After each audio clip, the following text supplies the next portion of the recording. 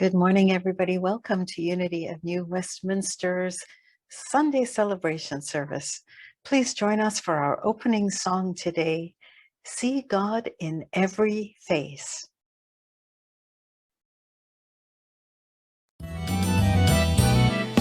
We come together to behold the power of love, the power of light. We come together to behold.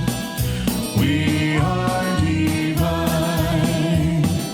Lift up our hands, lift up our hearts, oh, lift up our vision, lift it to the stars. Dance in the glory, whirl in the grace. See God in every face. See God in every face. We come together to behold the power of love, the power of light. We come together to behold. We are divine. Lift up our hands, lift up our hearts, oh, lift up our vision, lift it to the stars. Dance in the glory, whirl in the grace. See God in every face. See God in every face. We come together to behold the power of love, power of light. We come together to behold. We are divine. Lift up our hands, lift up our hearts, oh, lift up our vision, lift it to the stars. Dance in the glory, whirl in the grace. See God in every face. See God in every face. See God in every face. See God in every face.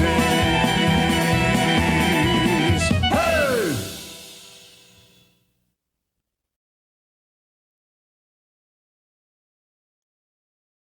Welcome back. I am Reverend Rhona Segarra, and it is my pleasure to welcome you to our Sunday celebration service at Unity of New Westminster in beautiful British Columbia, Canada. Whether you are watching us live on Zoom or on Facebook or on YouTube, or whether you are finding us on demand after the service, it is my pleasure to welcome you on behalf of all of us here. We would love to stay connected with you.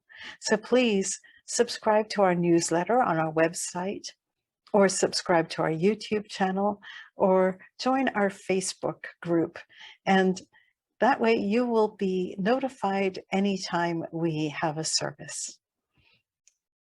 We are so glad that you are part of our experience today.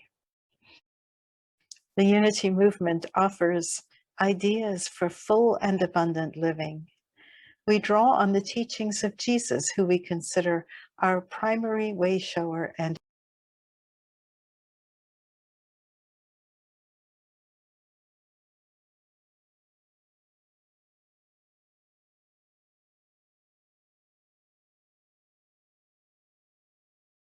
we honor that there is wisdom in faith traditions all over the world. We respect every person's right to choose their own spiritual path, their own life path. All are welcome here. All are worthy here. All are celebrated here.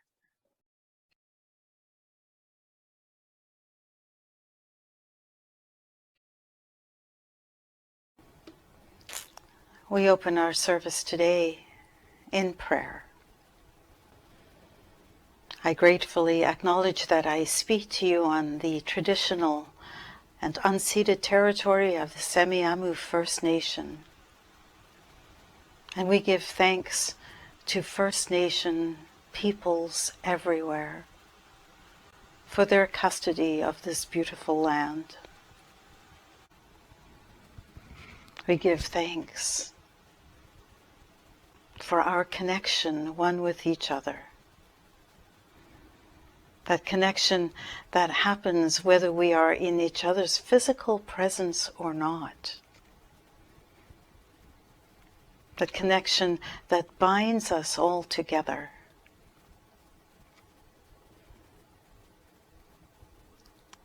We acknowledge that there is only one presence, that there is only one power, that power that is understood by many names, many faces, and many paths.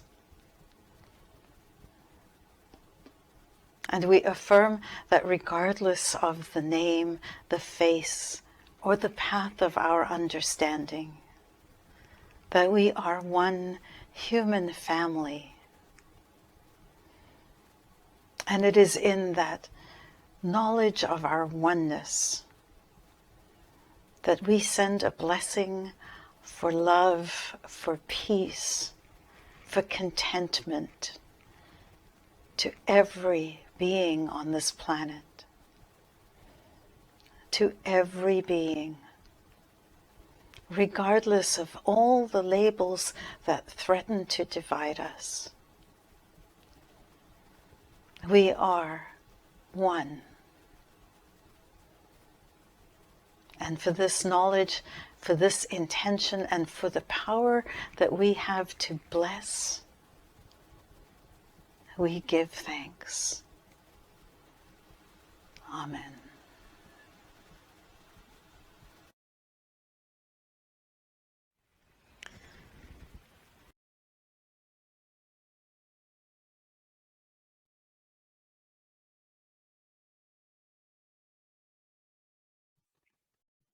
There are many talented people in our community, people who take time to be still and who think deeply, and then who share their inspiration through writing, poetry, and prose.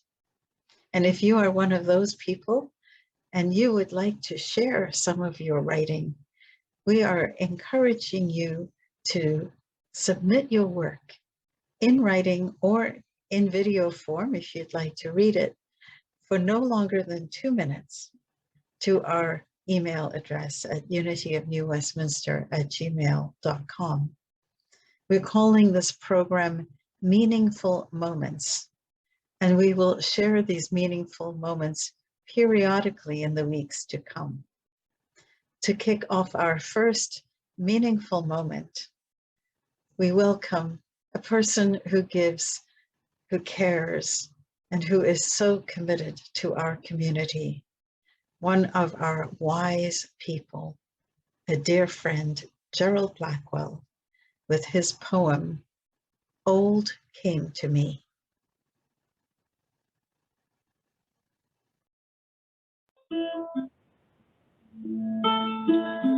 Hi, my name is Gerald, and I'm a member of Unity of New Westminster. And I'm going to read a poem to you this morning. I'll be accompanied by my wife Sharon on the ukulele. Old came to me one night. It comes to all of us. A knock on the door. I could only stare at first. Mirrors panicked into the walls, and I knew more of what I didn't become. My father died long before I realized, and only came alive when his threads unwound his life. My threads are loosening now. There are signs, totems that are there all through life. But you don't see them until you think it's too late. But it's not. I let go of the handlebars on my bike one day as a child. I loved the threat of not having control. It's what old is, knowing you don't have control. And yet, life's beautiful surprises keeps giving you more. Thank you for allowing me to share.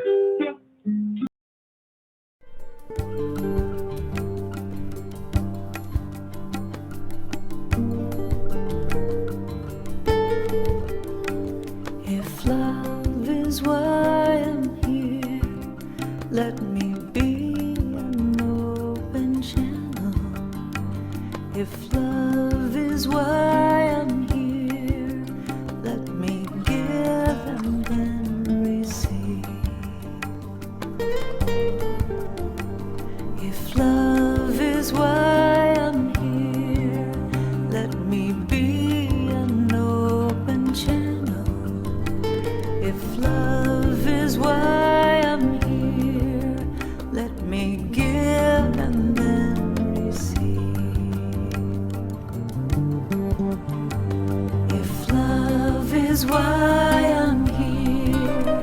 Let me be an open channel. If love is why I'm here, let me give and then receive.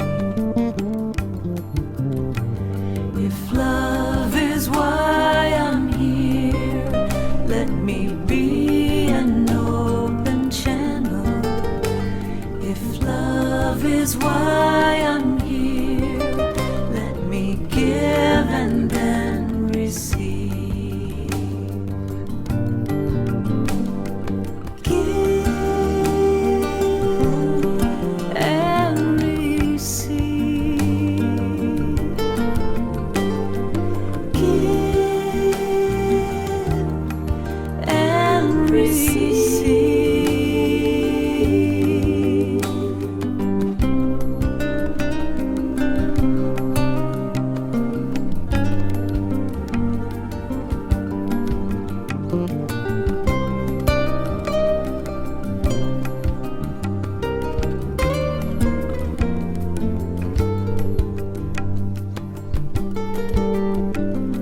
If love is why you're here, may you be an open channel.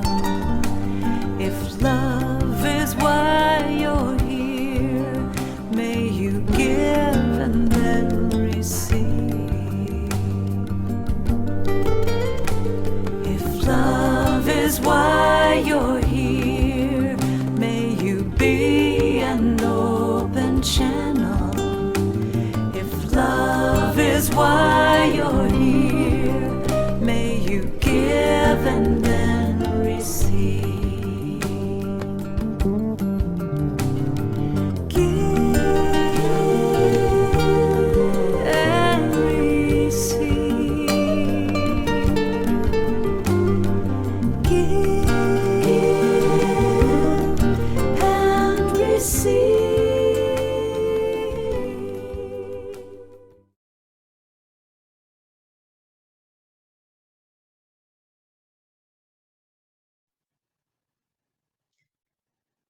In his letter to the Galatians, Paul writes about 9 aspects which would characterize our lives if our lives were lived fully in the awareness of the Spirit of God, in awareness that we are part of the intelligence, the power, the beauty, and wisdom of the creative force which forms us and all that is.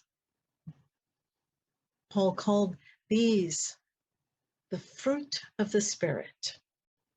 And these aspects are love, joy, peace, patience, kindness, goodness, faithfulness, gentleness, and self-control.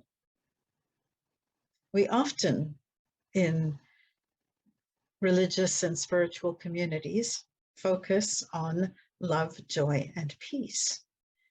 And I think that some of those other aspects tend to be overlooked and perhaps aren't as spoken about. And today, I'd like to address that in some way and explore the fruit of kindness. In his first letter to the Corinthians, Paul likens kindness to love. He says, love is patient. Love is kind. Mark Twain says, kindness is the language which the deaf can hear and the blind can see. And the Dalai Lama says, my religion is very simple. My religion is kindness. Henry James said, 3 things in life are important. The first is to be kind. The second is to be kind.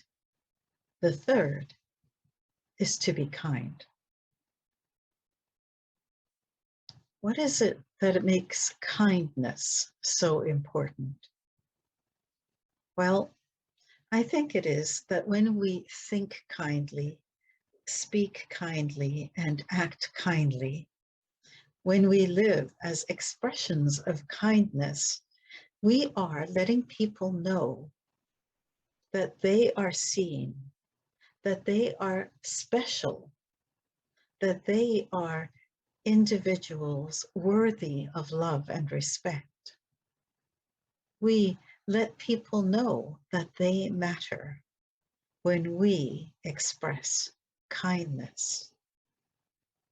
And by doing so, we increase the love, the joy, and the possibilities for peace in our world when we are kind. At Unity, our second principle is that each person is an expression of divinity, that we are all expressions of that infinite creative intelligence, that energy that some call God, others call spirit, others call life, nature, the universe, creator, and so many other names. That there is no spot that God is not, and that must then include us. And our goal must be to live as love, as expressions, the very highest expression of God. Charles Fillmore said, our mission is to express all that we can imagine God to be. And if we imagine that God is love, then surely we must express as love. And according to Paul, that means expressing and living as kindness. And sometimes it's easy to see and be kind. It's easy to see the godness, if you will, in other people. And sometimes it's a little bit more challenging. Sometimes we can see God in every face. Sometimes it's not that easy.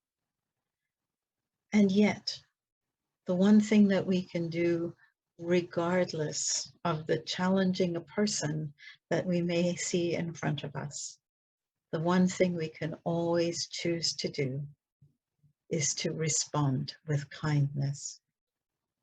And so I share some ideas about kindness as a way to love, as a way to be love, and as a way to honor the God in every person, the God that every person is, the perfection that every person is. And I'm going to break it into 3 areas. One is to think kindly, the other is to speak kindly, and the third is to act kindly. Let's take a look at thinking kindly. What makes that sometimes so difficult is that it's hard to think kindly about someone if we are in the middle of judging them.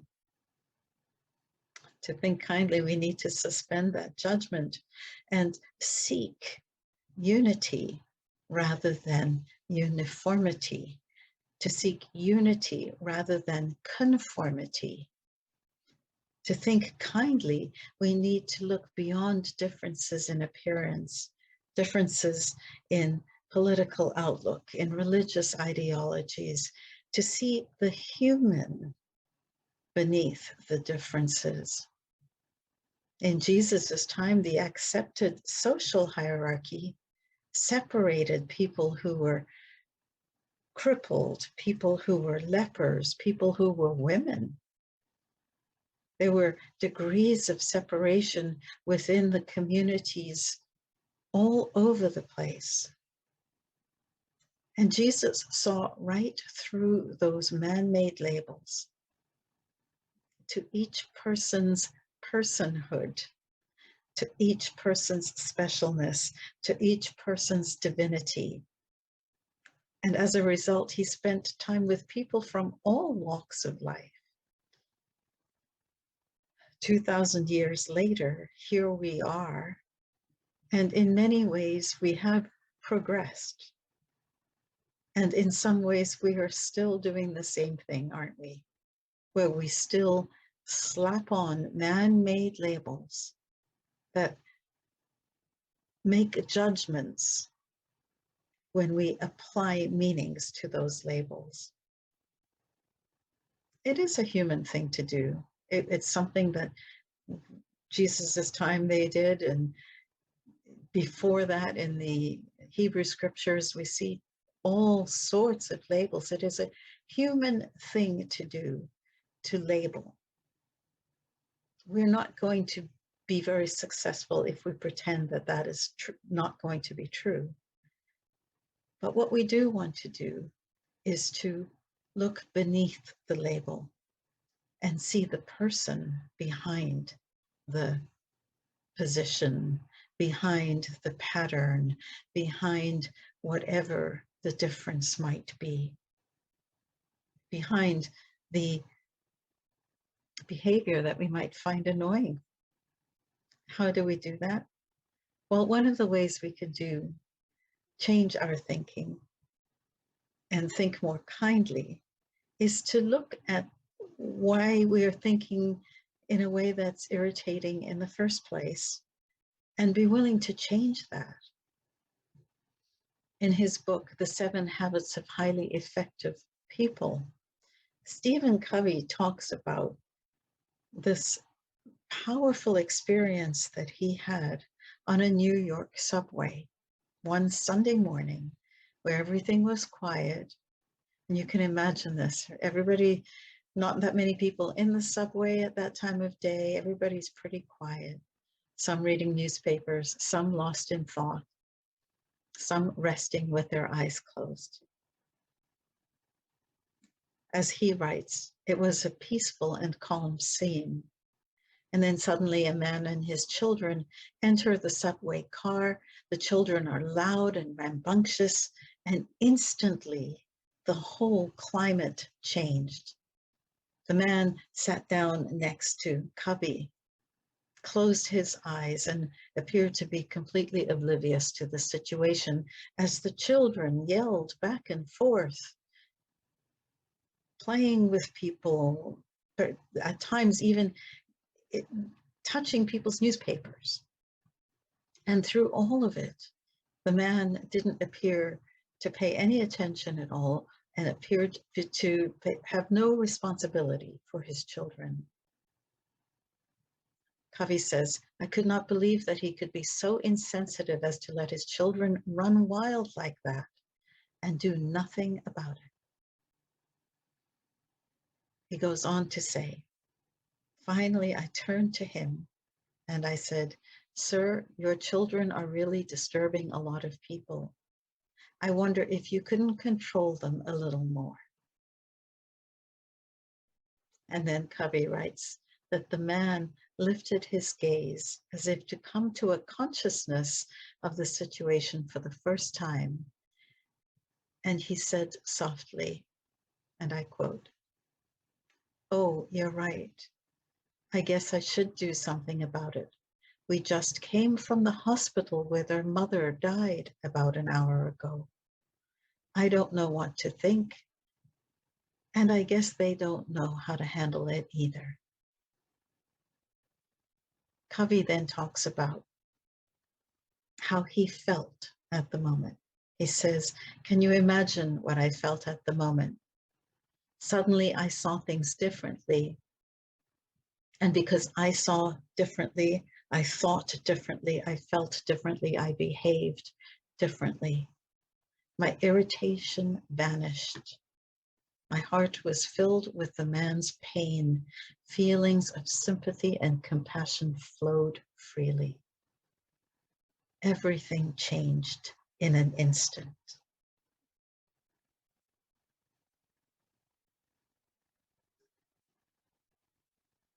We recognize that every judgment is a result of a thought. And because we know that, all we need to do is change our thought, and we change our experience. Just as Cubby did, we realize that everything changed with the power of what we made up. And so, question our thinking, ask ourselves if there's another more loving, more human idea, which might be a possibility for this situation. A different idea leads to a different thought, which leads to more compassion. So when we find ourselves judging and thinking unkindly, let us be willing to see things differently. Let us be willing to assume a different explanation, a different intention, and let us shift from the unkind thought of that's wrong to perhaps a slightly more kind thought, even if it's simply that's interesting. Think kindness. And then speak kindness. In Proverbs, we are told, death and life are in the power of the tongue. Death and life are in the power of the tongue. And we know that, don't we? We know that words have tremendous power. When I was little, we used to say, sticks and stones may break my bones, but words will never harm me. Now we know that it is more accurate to say, sticks and stones may break my bones, but words can break my heart. Speak to others the way we wish to be spoken to, so that we are not harming, breaking people's hearts, breaking people's spirits. Our tone matters too. And this is where politeness comes in, which is something we as Canadians are so proud of. Rightly so, I might add. My mom loves to recite poetry. And here is one poem that she used to recite. We found it in Google's archives from 1888. It's called The Golden Keys. It goes like this. A bunch of golden keys is mine to make each day with gladness shine. Good morning. That's the golden key that unlocks every day for me. When evening comes, good night, I say, and close the door of each glad day. When at the table, if you please, I take from off my bunch of keys. When friends give anything to me, I use the little thank you key. Excuse me, beg your pardon too, when by mistake some harm I do. Or if unkindly harm I've given, with I'm sorry, I shall be forgiven. On a golden ring, these keys I'll bind.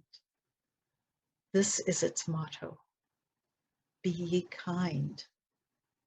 I'll often use each golden key, and then a happy child I'll be. Our words have power. When we speak kindly, we are much more likely to receive kindness. This is particularly true in our homes and with the people who are closest to us, because so often they see the worst of us. They say that familiarity breeds contempt, And sometimes I think that is a really wise and unfortunate saying. Let us be mindful of our words and our tone, and just these basic, gentle good mornings, good evenings can go a long way to creating not just civil society, but an element of kindness in our everyday lives. Let us create beauty with our words. And let us remember the wise words of Thumper in Bambi when he says, if you can't say something nice, then don't say nothing at all. J.R. Macduff said, never say harsh things if kind things will do as well. And I am going to suggest that unpleasant truths can still be said kindly, and they will probably be heard more effectively than through harshness. Words can steal, or words can heal. Speak kindly, please. And third, act kindly. Perform one random act of kindness, maybe per day, maybe per week, but one random act of unneeded, unnecessary, unwanted kindness. Something that's not, you don't expect a reward, you don't expect recognition, you don't do anything that makes it transactional. All you do is give kindness. It's a way of delighting somebody. This idea was first shown, or effectively shown, in the movie Pay It Forward, which was released in the year 2000. And the philosophy of the movie is that through acts of kindness among strangers, we create a more caring society, which, if you think about it, is an extension of our second principle, which is there is no spot that God is not, and therefore we are all connected. We are all interconnected.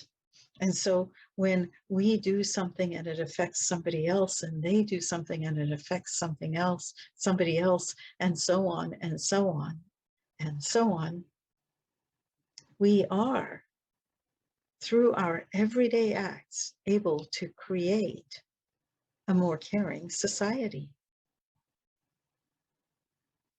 In his message, in the Message translation of the Bible, Jesus says, and I quote, "If you only love the lovable, do you expect a pat on the back?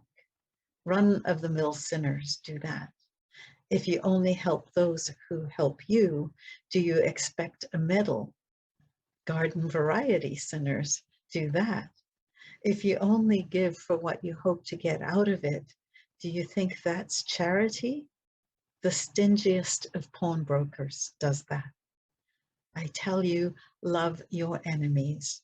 Help and give without expecting a return. Our Father is kind. You be kind." Each of us here today has the power to make a difference in the lives of the people around us. All we have to do is show some kindness by giving a little. And research has discovered and proven what we know intuitively, which is that when we give, it makes a difference in our lives as well as the people that we give to. In 2008, the University of British Columbia released a study where they gave people money to spend. Not much, $5. One group spent it on themselves, and the others spent $5 to purchase gifts for other people. The researchers were, and I quote, struck by how big the effect of giving was. How people spent money was much more important than how much money they had. The study participants who used $5 to purchase gifts for others reported an increase in their own happiness. A corresponding group of participants who used $5 for themselves reported no increase in happiness. When we give freely, we create a connection, even if the other person isn't aware of it until we have left the building. Both parties are uplifted, and we communicate a most important message, which is, what happens to you makes a difference to me, and I am happy to make you happy. Aesop of Aesop's Fables says, no act of kindness, no matter how small, is ever wasted. Isn't that lovely? No act of kindness, no matter how small, is ever wasted. Do something to delight someone's day. Act kindly. So 2 more important points very briefly. The first is, what if we can't find it within ourselves to be kind? What if someone's behavior is so abhorrent to us, so out of our realm of understanding, so painful that we cannot find anything good? Here's a suggestion from Swami Vivekananda from the late 1800s. He says, condemn none. If you can stretch out a helping hand, do so. If you cannot, fold your hands, bless your brothers, and let them go their own way. Let them go their own way. And lastly, everything that I've spoken about today has been directed at how we treat others.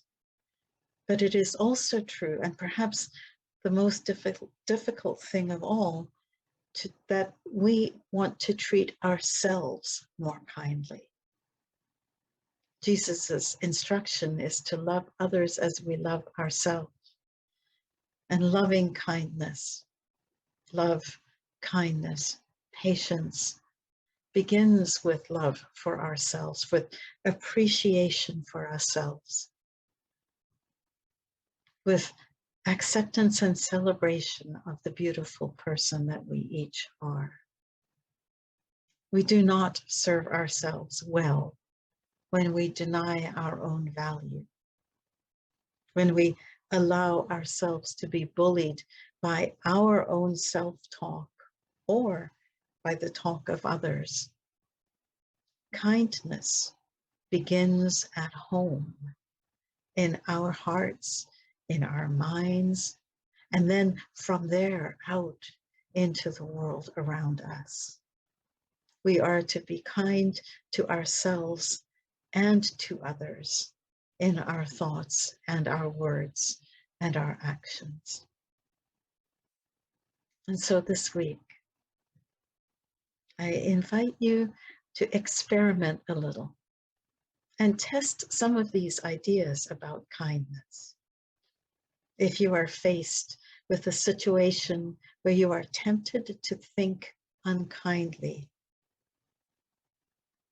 consider questioning that thought. Is there another idea, another possibility, perhaps a possibility for a good intention where we just don't understand the whole story, that we don't understand the whole context? What is a more generous thought that we can apply in this situation? generosity and kindness are essentially the same thing. Think kindly. And with our words, let us experiment a little. Let us say hello to the people who we live with. Let us say hello to people in the grocery store, or compliment someone, or write somebody a note of appreciation. Perhaps phone someone and let them know how much they mean to you. Slip a note into a lunchbox with words of appreciation. When we interact with strangers, when we go through the drive-through, or we're at the restaurant, or visiting a neighbor, or simply seeing people in the parking lot, let us say something pleasant, something uplifting. Let us be polite. It costs nothing, and it can mean so much. And if you can't say nothing nice, then don't say nothing at all. Silence is always an option. And then finally, with action, let's experiment with the power of action.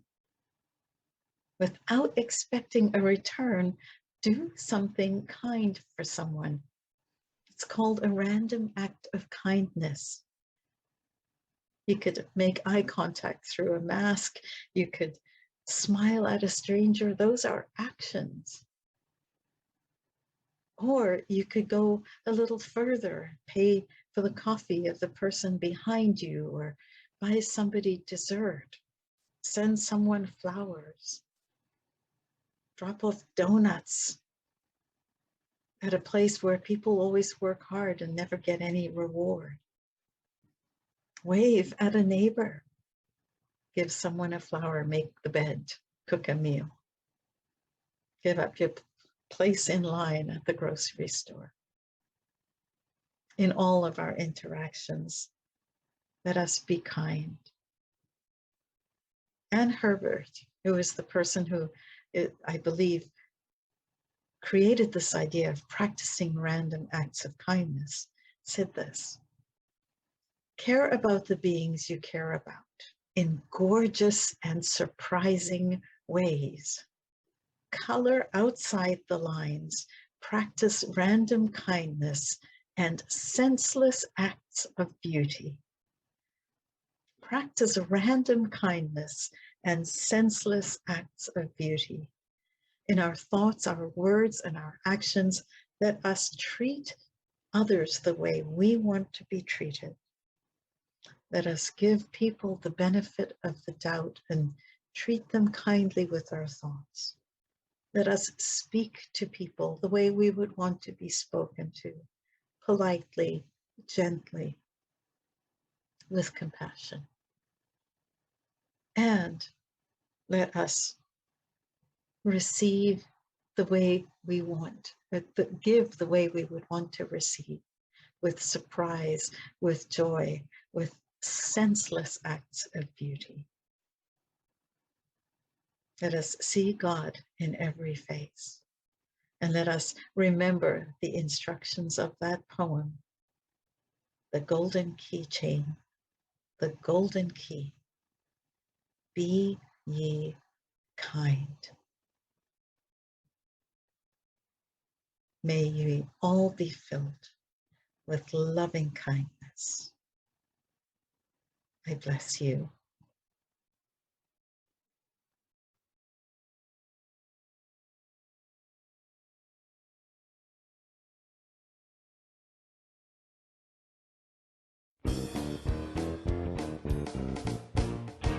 My religion is kindness, my church is nature, my God is a feeling that lives deep inside. My job is to be conscious, my path is forgiveness. My religion is kindness, and I practice it every day.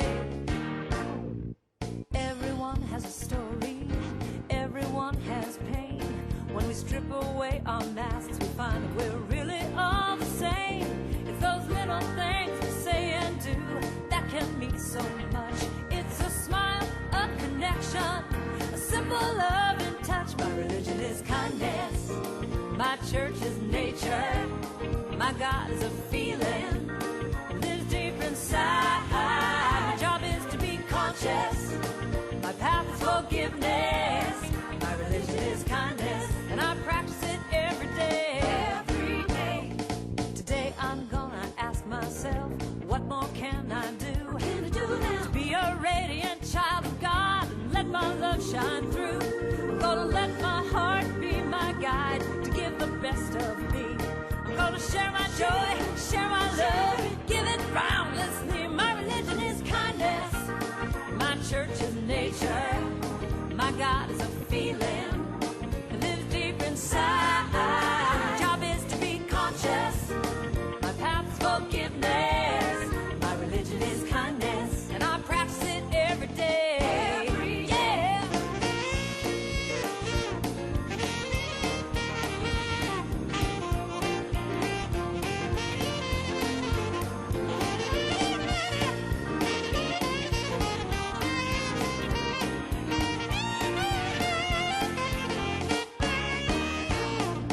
Jack and Jill went up the hill to fetch a pail of water. Then Jack fell down and broke his crown, and Jill came running after. She said, Jack, tell me, what can I do to help ease your mind? He said, hold my hand and just be kind, and I know I'll be fine. My religion is kindness, my church is nature, my God is a feeling, live deep inside. My job is to be conscious, my path is forgiveness, my religion is kindness, and I practice it every day. My religion is kindness, my church is nature, my God is a feeling that lives deep inside. My job is to be conscious, my path is forgiveness, my religion is kindness, and I practice it every day. Every day. My religion is kindness, and I practice it every day. Every day. My religion is kindness, and I'm gonna practice it every day.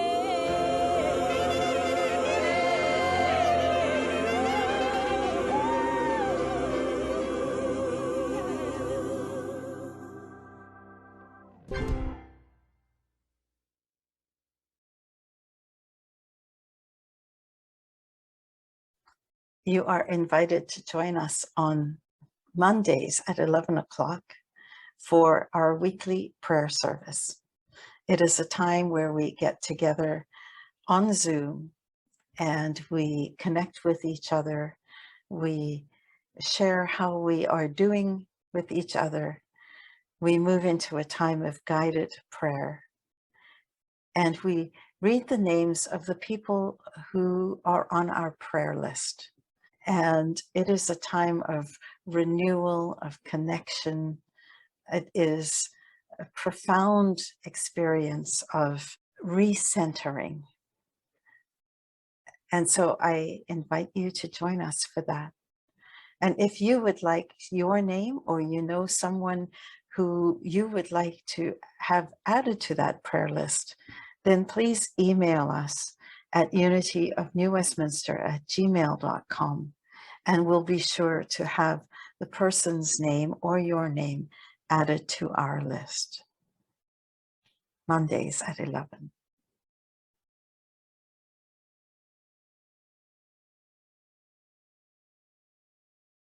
The annual Unity Canada Conference will be held on Zoom on Friday, October 22nd, Saturday, October 23rd, and Sunday, October 24th. The theme this year is Bridging the Divide, Living as Oneness. This content-rich program includes a Friday evening session from 5 till 7 p.m. Pacific time with my friend Reverend Dr. Martha Creek. On Saturday afternoon, Kiko Ojo-Thompson of the Kojo Institute will host a workshop called A Call to Action, Doing the Work for Racial Equity. This workshop explores the ways in which racism and other inequities play out in religious and faith-based institutions in Canada, despite our good intentions. This will be followed by a panel in which we explore this question: how can we equip ourselves and our ministries for Indigenous allyship for truth and reconciliation? The Kojo Institute specializes in inclusion and anti-racism training and has worked with many organizations, including the Toronto School Board, the RCMP, and the Ontario Association of Children's Aid Societies. The annual business meeting for Unity Canada, which will include the election of new officers and the financial report, will be held on Saturday morning, October 23rd. And on Sunday, my other friends, Reverend Ogun Holder and Reverend Kelly Isola, will host our first ever nationwide Sunday service on Zoom. On that day, our service here at Unity of New Westminster will begin early, with 30 minutes of music beginning at 9:30 Pacific Time, and the service itself will begin at 10 a.m. Pacific Time. The Sunday service will be followed by a workshop on phygital ministry, hosted by Kelly and Ogun. In this workshop, they will share information and insights about the reality of ministry today, ministry which includes both physical and digital aspects, both in person and online. The musician for the entire weekend is the amazing David Roth.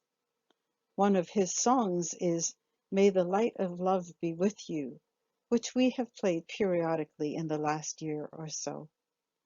Attendance at the annual business meeting on the Saturday morning and the Sunday service is completely free.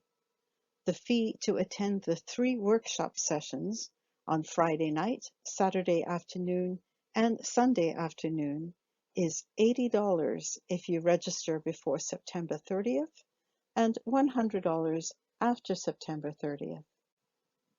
All are welcome to attend. Invite your family and your friends for what is sure to be a richly inspiring and entertaining weekend. The Unity Canada Annual Conference, October 22nd, 23rd, and 24th, with the theme Bridging the Divide, Living as Oneness. See you there. On Monday, October 4th, we will kick off our fall season for our writing group. Whether you are an accomplished writer, an emerging writer, or a writer in waiting, you are invited to join our group, which will meet Mondays on Zoom from noon until 1:30 Pacific Time. We will write, we will share our writing, we will read our writing, and we will learn more about writing. The group is fun, friendly, and supportive. If you want to develop your writing skills, and if you want an encouragement circle to help you to move your writing forward, then this is the group for you. It is led by Anne Rainbow, who lives in England and who joins us through the gift of technology. Participation is free of charge, and all are welcome. Our goal: write often, and enjoy writing. Mondays beginning October 4th from noon until 1:30 on Zoom.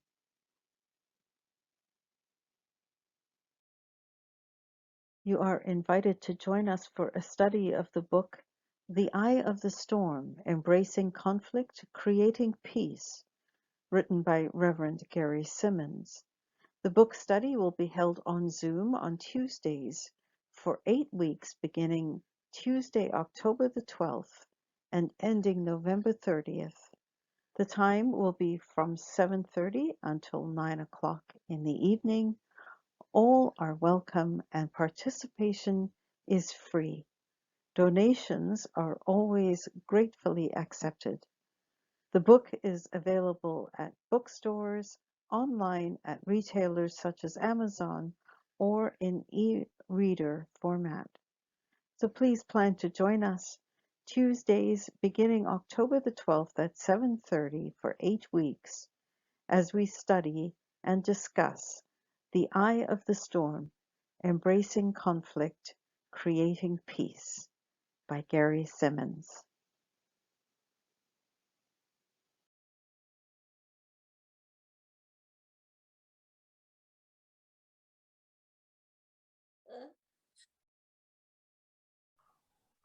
Good morning, everybody. The idea that there's no spot that God is not was one that was new to me when I started at Unity.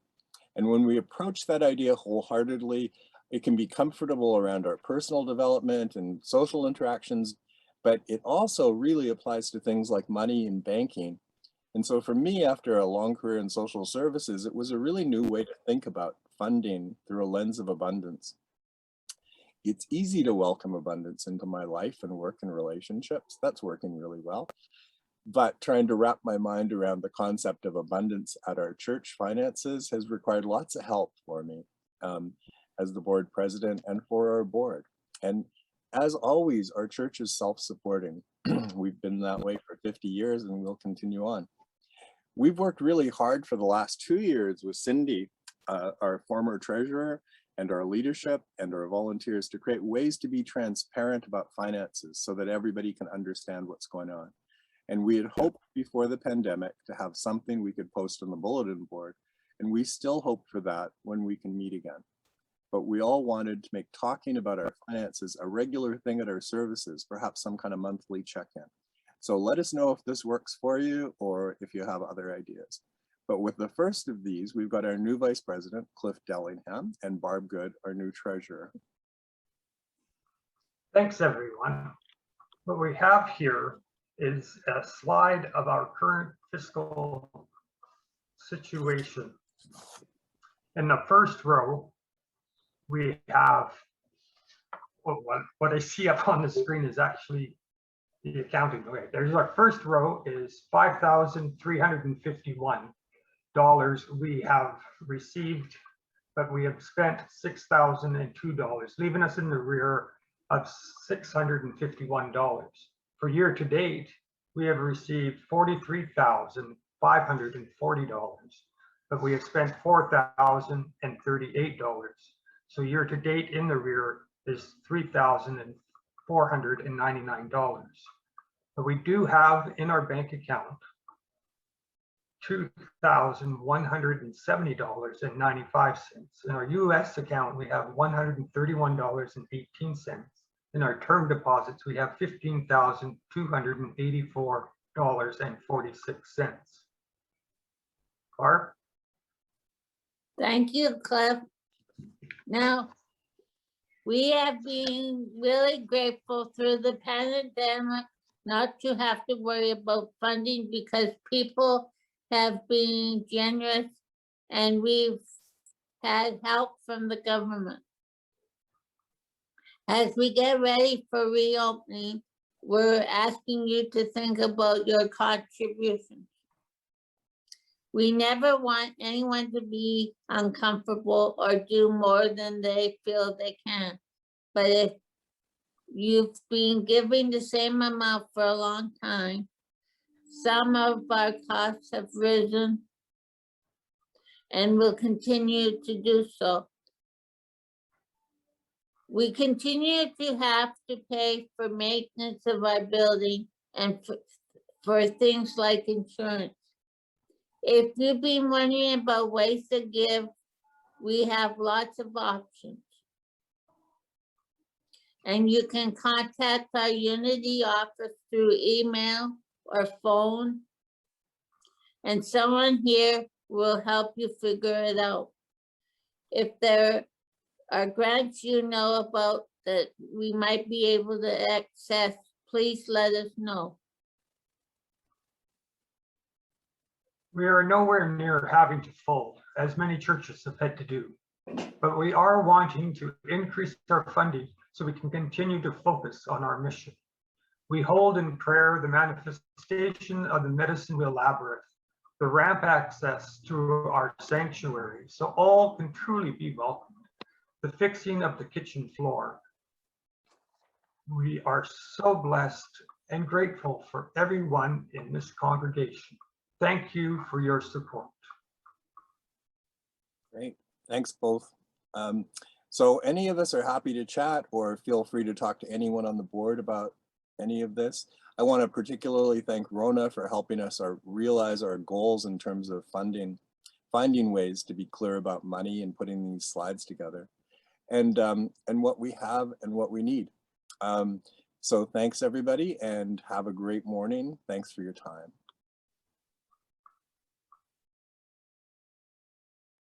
There are many ways to give to our ministry at Unity of New Westminster, and we are grateful for the financial support which we receive from regular as well as one-time donors.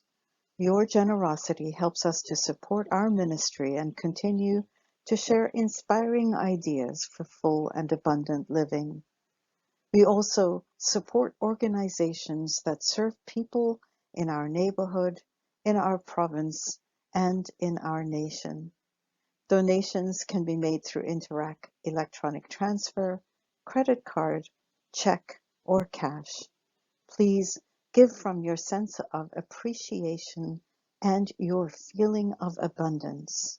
And thank you for supporting Unity of New Westminster.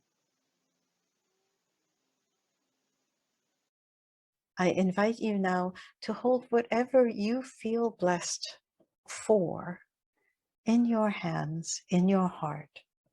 Financial, family, roof over your head, food on the table, just whatever you are feeling blessed with as we sing our blessing song.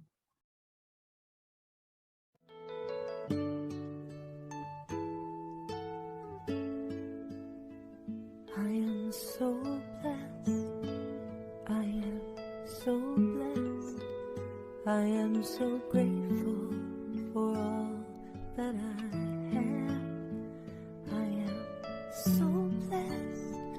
I am so blessed. I am so grateful.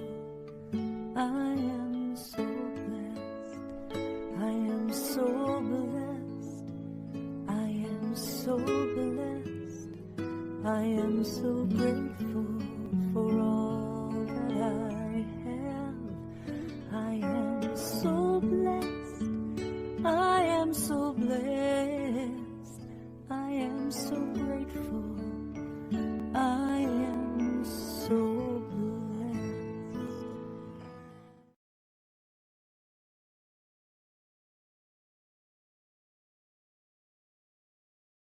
And we come to the end of another service. I thank you for joining us. I hope that you enjoyed your experience with us today. I wish you all a very, very blessed week. Goodbye, everybody.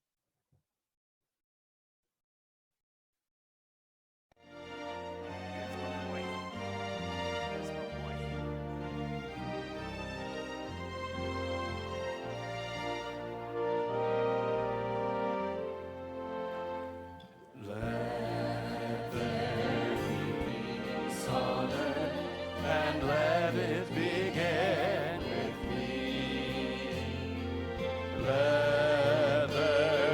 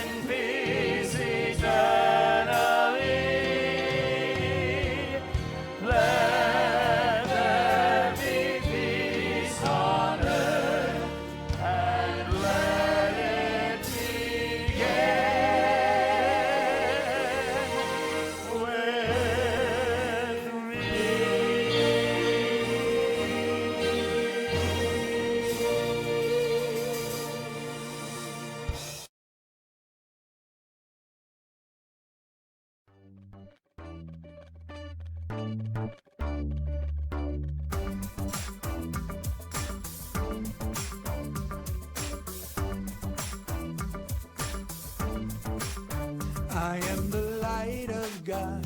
I am the love of God. I am the power of God. I am the presence of God.